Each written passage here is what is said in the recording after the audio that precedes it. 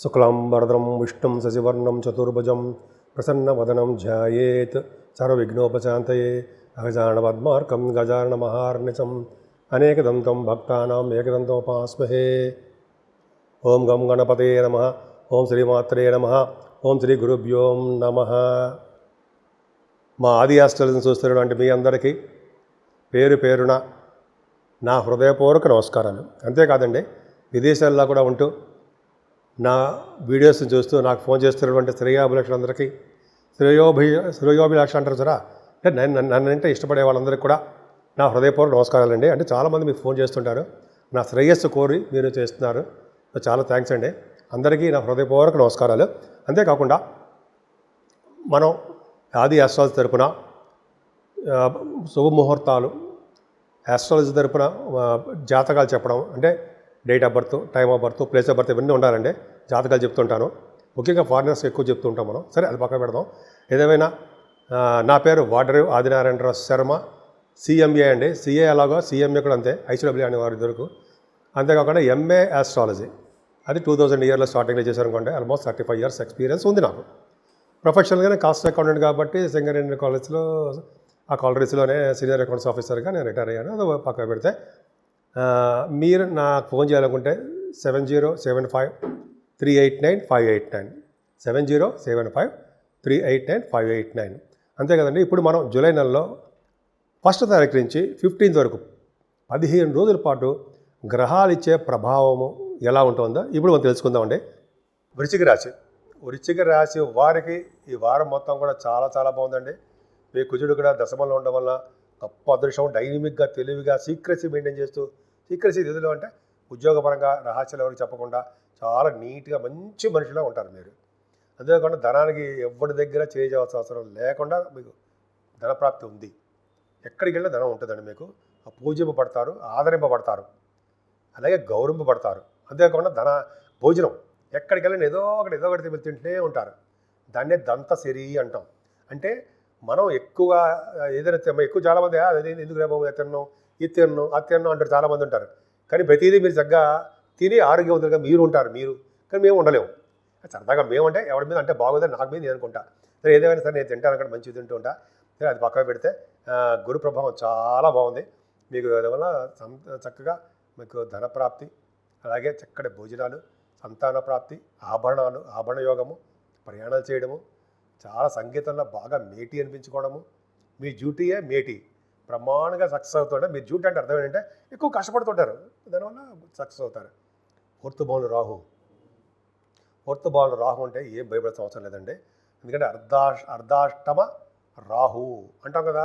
నిజంగా అర్ధాష్టమ రాహు చాలా దోషకారకుడే, దేంట్లోనూ ఫలితాలు ఇవ్వడు. కానీ ఉందండి, నేను చదువుకున్న వాటిలో ఏంటంటే ఆయన ఆభరణ యోగం కలిగిస్తాడండి, ధనప్రాప్తి కలిగిస్తాడండి, అలాగే ఉన్న ఊరు నుంచి దూర ప్రాంతాల విదేశాల పర్యటన చేయిస్తాడండి. కష్టాలతో కూడుకున్న కష్టాలంటే విపరీతంగా కష్టపడిపోయి అది కాదు, కొద్దిగా స్లోగా వెళ్ళడము, అక్కడ కొంచెం ప్రాబ్లమ్స్ ఫేస్ చేయడము జరుగుతుందని రాహు వల్ల తెలుస్తుంది. కానీ ఇవన్నీ చెడు ప్రభావం జరగకూడదని నేను ఉన్నానని చెప్పి గురుడు చూడలేదండి. ఫోర్త్ భావానికి వలన చక్కటి యోగా అంటే కష్టాలు లేకుండా విదేశాలకు వెళ్తారు. మీ తల్లిగారికి ఆరోగ్య పరిస్థితి బాగుంటుంది. అలాగే ల్యాండ్స్ అంటే కొంతమంది రైతులు ధనప్రాప్తి కలుగుతుంది. వాళ్ళకి చదువులో ఆటంకాలు లేకుండా ముందుకెళ్ళిపోతారు. చిన్న ఇబ్బంది ఏంటంటే పంచమ స్థానంలో శనీశ్వరుడు వక్రగతిలో ఉన్నాడు 13 నుంచి. సో అలాగ మంచిది కాదండి. శనీశ్వరుడు వక్రగతిలో ఉంటే చెడు ఫలితాలు ఎక్కువ ఇస్తుంటాడు. అంటే సంతానం ఆలస్యం చేసేయడము, సంతానం లేకుండా చేయడం మాత్రం చేయడం. ఆలస్యం చేస్తాడేమో తప్ప లేకుండా చేయడు. రాహు అయితే ఏది కూడా ఏ భావనలో ఆ భావాన్ని లేకుండా చేస్తుంటాడు అనమాట. ముఖ్యంగా పంచమ స్థానం, సప్తమ స్థానంలో ఇబ్బంది పెడుతూ ఉంటాడు. సరే, అది పక్క పెడతామండి. మనం ఏదైనా స్టాక్ మార్కెట్లో వాళ్ళకి లాసులు తప్ప లాభాలు రావు. సినిమా రంగంలో ట్రై చేస్తున్నాం, మేము బ్రహ్మాండంగా వెళ్ళిపోతా ఉంటే ఏమీ ఉండదు. పంచమ స్థానం ఉంది కదా, పంచమ స్థానం సినిమా రంగం చూస్తాం కదా, కళారంగం ఒకసారి తక్కువ కాదండి. సప్తమ స్థానంలో శుక్రుడు మీరు ఉన్నాడు కదండి. సప్తమ స్థానంలో శుక్రుడు మంచివాడు అంటారా? ప్రబల బాధకుడు అవుతాడు. ప్రబల మంచివాడు, ప్రబల పాపి. బాధకుడు కాదు, ప్రబల పాపి. సో కాబట్టి స్థిర లగ్నం వాళ్ళకి దశమ స్థానం, అదే స్థిర లగ్నం వాళ్ళకి 9th house చూసుకుంటాం. ఇది పాపత్వం గురించి చెప్తూ మాట్లాడుకుంటే, మీ స్థిర లగ్నం మీరు ఏంటంటే మీ రాశి వారికి శుక్రుడు ప్రబల పాపి కాబట్టి భార్య భర్త విషయంలోనూ, మీ బిజినెస్ విషయంలోనూ, ఆలస్యం చేయడంలో, వివాహాలు ఆలస్యం చేయడం విషయంలోనూ కూడా పైగా శనీశ్వరుడు కూడా చూస్తున్నాడు కాబట్టి మంచిది కాదు. పైగా సప్తమ స్థానంలో శుక్రుడు ఉండి శని దృష్టి ఉన్నాడంటే అసలు మంచిది కాదు.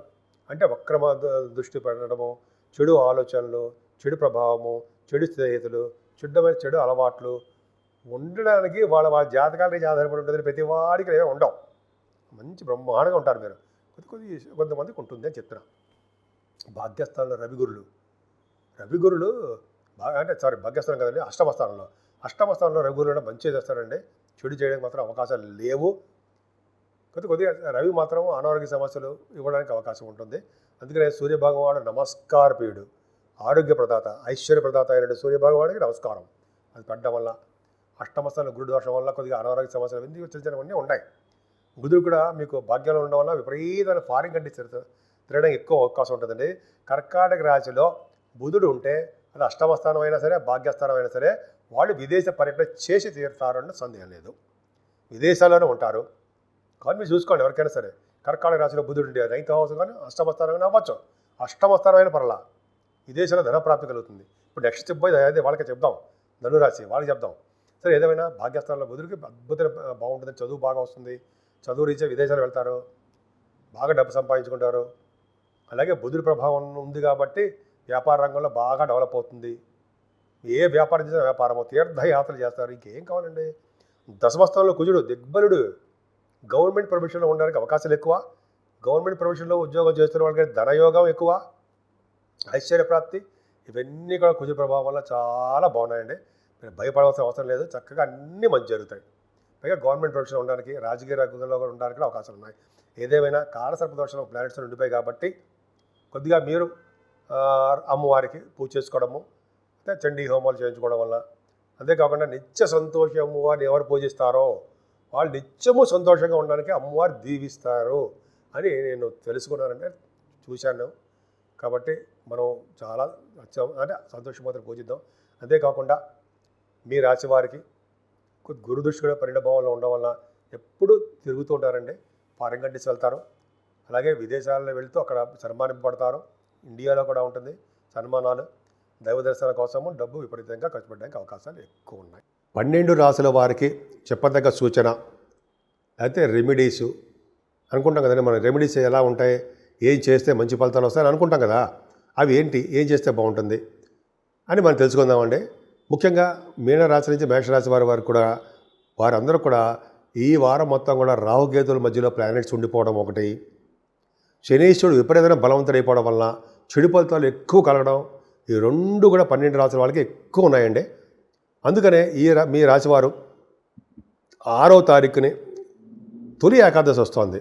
తొలి ఏకాదశి రోజు అంటే విష్ణుమూర్తికి బాగా ఇష్టమైన రోజు అనమాట అండి. ఆ రోజు శయన ఏకాదశి అది అంటాం అనుకుంటా, కరెక్ట్గా గుర్తులేదు.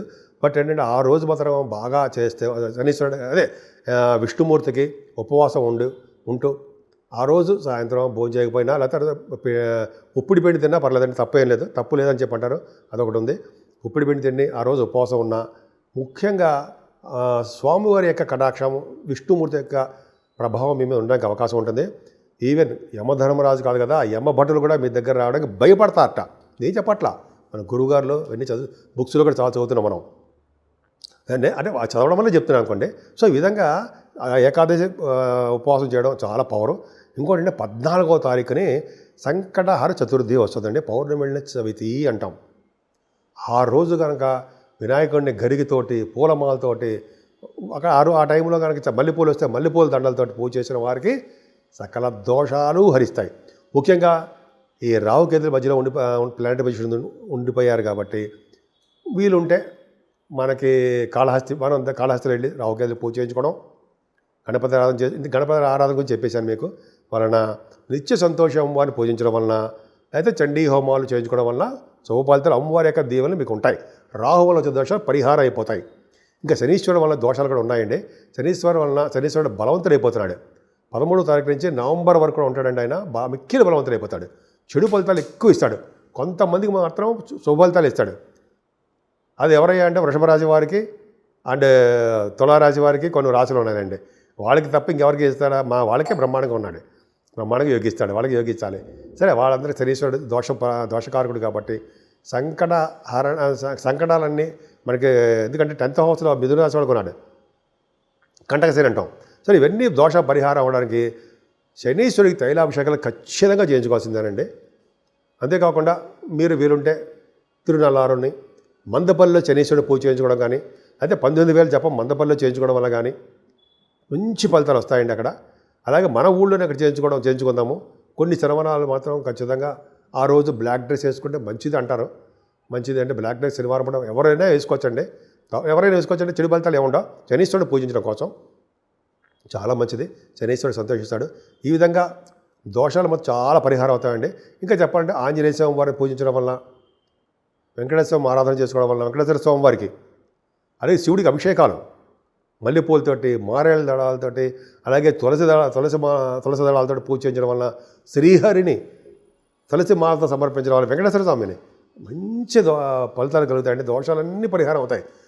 ముఖ్యంగా రాహు వలన, కేతు వలన, శనీశ్వరుడు వల్ల దోషాలు పరిహారం అవడమే కాకుండా 12 రాజుల వారు కూడా సుఖ సంతోషాలతో నిత్యం ఆనందంగా ఉండేట్టుగా, సుఖ సంతోషాలతో ఆనందంగా ఉండేట్టుగా చాలా అద్భుతమైన ఫలితాలు ఉండడానికి అవకాశాలు ఎక్కువ ఉన్నాయండి. నేను చెప్పిన వాటిలో ఏ ఒక్కటి మీరు మంచి చేసుకున్నా శుభ ఫలితాలు ఉండడానికి, చక్కగా మంచి ఆరోగ్యవంతులు ఉండడానికి అవకాశాలు ఎక్కువ ఉన్నాయి.